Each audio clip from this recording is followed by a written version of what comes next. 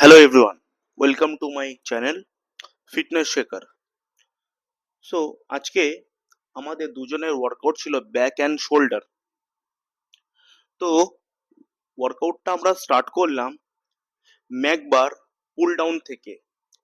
So mag bar pull down একটা different variation. So অনেকে বলতে পারে কেন wide grip lat pull down bar তোমরা ইউজ করছো না, বাট সেটা ম্যাটার করে না। বাট প্রত্যেক দিন প্রত্যেক বছর ওয়ার্কআউটের সায়েন্স, ওয়ার্কআউটের ভেরিয়েশন, ওয়ার্কআউটের টেকনোলজি এগুলো সব পাল্টে গেছে। সেই জন্য আমরা মডার্ন টেকনিকের দ্বারা ওয়ার্কআউটটাকে পারফর্ম করি। But white grip lat pull down করা যায় ইজ ভেরি গুড ল্যাটের জন্য, ব্যাক মাসেলের জন্য, ল্যাটিসিমা ডরসি যেটা সাইন্টিফিকলি নেম, তার জন্য ভেরি গুড। বাট আমরা ম্যাকবার দিয়ে পারফর্ম করছি কারণ আমাদের যে লোয়ার ল্যাট বা লোয়ার যে ল্যাটিসিমা ডরসি সেটাকে আরো ভালো করে কন্ট্রাকশন আনার জন্য, সেই জন্য আমরা ফোকাস করছি। ওকে, আমাদের সেকেন্ড ওয়ার্কআউট ছিল ম্যাকবারের আরেকটা ভেরিয়েশন, একটু শর্ট মতন। আপনারা ভালো করে দেখতেই পাচ্ছেন। এবারে সবাই অনেকে প্রশ্ন করতে পারে বন্ধুরা, কেন তোমরা একটা ম্যাকবার দিয়ে পারফর্ম করলে তারপরে আরেকটা ম্যাকবার কেন ইউজ করছো? সো ভালো করে তোমরা দেখো জিনিসটা, যখন আমরা কোনো ছোট বার দিয়ে যখন ল্যাট পুল ডাউন বা ব্যাকের ওয়ার্কআউট করি, ঠিক আছে, আমাদের যে লোয়ার ল্যাটটা ওটা আরো হেভিলি এঙ্গেজ হয়, হেভিলি। যখন তোমরা যখন পুল করছো, তোমাদের যখন শোল্ডারটা রিপ্রেস করে এলবোটা যখন ব্যাকের দিকে পুল করছো, তখন তোমরা ভালো করে ফিল করবে। কেন অনেক সময় আমরা পুলই করি, ফিল করি না।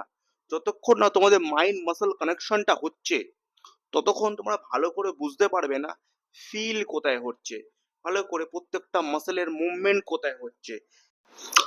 আমাদের থার্ড ওয়ার্কআউটটা ছিল খুব কমন ওয়ার্কআউট, যেটা নাম হচ্ছে straight arm pull down. So straight arm পুল ডাউন একটা কমন ওয়ার্কআউট। কেন আমরা সবাই যখন ব্যাকের ওয়ার্কআউট করি সবাই আমরা স্ট্রেট আর্ম পুল ডাউন করি, বাট স্ট্রেট আর্ম পুল ডাউনটা অনেকে, আমরা যারা বন্ধুরা আছে তারা ভালো করে ল্যাটের যে মাসলটা ওটা কন্ট্যাক্ট করতে পারে না। যখন কন্ট্যাক্ট করা হয়, যখন পুল করা হয়, তখন তারা বারবার আগে পেছন এরকম করে, তাদের ব্যাকটা কার্ভ হয়ে যায়, ব্যাকটা আর্চ থাকে না। সেই জন্য এটা কতটা রিফাইন করে ওয়ার্কআউটটা করা হচ্ছে আপনারা ভালো করে ভিডিওতে দেখলেই তোমরা বুঝতে পারবে। যখন আমরা পুল করছি তখন ব্রিথ আউট করছি, আর সেকেন্ড যখন আমরা পুল করছি তখনই মাসেল কিন্তু কন্ট্যাক্ট হয়। যখন আমরা স্ট্রেচ করি তখন মাসেল কন্ট্যাক্ট হয় না। ওকে, আমাদের ফোর্থ ওয়ার্কআউট ছিল টি বার রো। টি বার রো একটা এমন একটা ওয়ার্কআউট যেটা আর্নল্ডের টাইমেও ছিল, রনি কোলম্যানের টাইমেও ছিল, এবং আমাদের নতুন মডার্ন ওয়ার্কআউটের টাইমেও আছে টি বার রো। তো টি বার রো করার সময় সবসময় তোমরা মনে রাখবে ব্যাক যেন কোনো দিন যেন কার্ভ না হয়ে যায়। ব্যাক যদি কার্ভ হয়ে যায় তাহলে কিন্তু ইনজুরি একদমই রাখা। যখন টি বার রোটাকে যখন আমরা যখন পুলিং করছি, উপরে যখন মাসলটা কন্ট্রাক্ট করছি, তখনই কিন্তু আমরা ব্রিথ আউট করব, ঠিক আছে। আর টি বার রো একটা হেভি কম্পাউন্ডিং মুভমেন্ট। এই কম্পাউন্ডিং মুভমেন্টের দ্বারা ব্যাকের যে একদম মাসেলের ডেনসিটি ওটা অনেক ভালো হয়। এইভাবে যদি পারফর্ম করা যায় প্রত্যেকটা ব্যাকের মাসেলের ওয়ার্কআউট গুলো, তাহলে এত ভালো ডেনসিটি হবে, তাহলে ভালো একটা ব্যাক বন্ধুরা তোমরা সবাই নিজেরা অ্যাচিভ করতে পারবে। আমাদের নেক্সট ওয়ার্কআউট ছিল bent over barbell row. Bent over barbell row একটা কম্পাউন্ড মুভমেন্ট। এই কম্পাউন্ডিং মুভমেন্টটা আমরা যে গ্রিপটাতে করছি, মানে হাতের যে আমরা গ্রিপটা নিয়েছি, সেই গ্রিপটা হলো প্রোন গ্রিপ, সাইন্টিফিকলি নেম। ওকে, এই গ্রিপটাতে আমাদের যে মিড ব্যাক, আমাদের ট্র্যাপিজিয়াস মাসল, আমাদের রম্বয়েড মাসল, এইগুলোকে আমরা হিট করি, আর এইগুলোকে আরো ডেন্সিটি বিল্ড করি। এই বেন্ট ওভার রো যে ওয়ার্কআউটটা দেখছো, এটাতে হেভি লোড নেওয়া যেতে পারে, বাট চেষ্টা করবে হেভি লোড নিলে বাট ফর্মটা যেন ঠিক থাকে। কারণ আমাদের বেশিরভাগ বন্ধুদের কি হয়, হেভি লোড নিলাম বেন্ট ওভার পজিশনটায় যেতে পারলাম না, আস্তে আস্তে সোজা হয়ে দাঁড়িয়ে গেলাম, সেটা কিন্তু বেন্ট ওভারও হচ্ছে না। ওকে, সেটা মাথায় রেখে তোমরা ভালো করে ব্যাকের ওয়ার্কআউট। আমাদের ব্যাকের লাস্ট ওয়ার্কআউটটা ছিল রিভার্স বেক ফ্লাই মেশিন নে।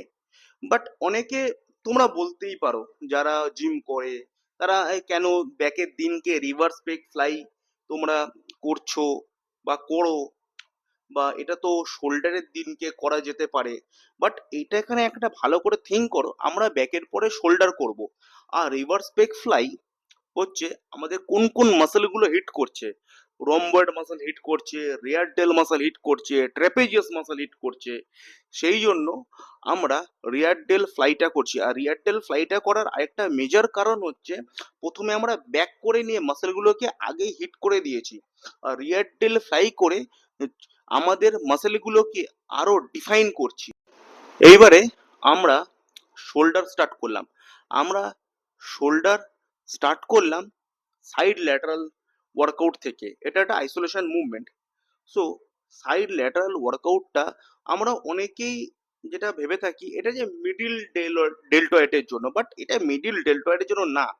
কারণ সায়েন্টিফিক্যালি প্রুভেন যে এটা ট্র্যাপিজিয়াসকে অ্যাক্টিভেট করে। যখন সাইড ল্যাটারাল ওয়ার্কআউটটা করছি আমাদের ট্র্যাপিজিয়াস হাইলি এঙ্গেজ হয়, আর তার আগে আমরা রিভার্স বেক ফ্লাই করে ফেলেছি। তাহলে আমাদের ট্র্যাপিজিয়াসটা আরো ডেভেলপমেন্ট করার জন্য আমরা সাইড ল্যাটারাল ওয়ার্কআউটটা করছি। আর আজকে আমাদের দিনে লাস্ট ওয়ার্কআউট ছিল dumbbell shoulder press. Dumbbell shoulder press একটা হাইলি শোল্ডারের কম্পাউন্ডিং মুভমেন্ট। এই ওয়ার্কআউটের দ্বারা আমাদের শোল্ডারের muscle mass, shoulder strength, joint strength, elbow joint strength, আর আমাদের গ্রিপ স্ট্রেংথ, এই তিনটে আমরা ডেভেলপমেন্ট করতে পারবো। ওকে, আর ডাম্বেল শোল্ডার প্রেস এই কম্পাউন্ডিং মুভমেন্টটার দ্বারা ডাম্বেল শোল্ডারের ওভারঅল গ্রোথ করতে পারবো। ওকে, চলো বাই, আবার নেক্সট ব্লগে দেখা হবে। Take care.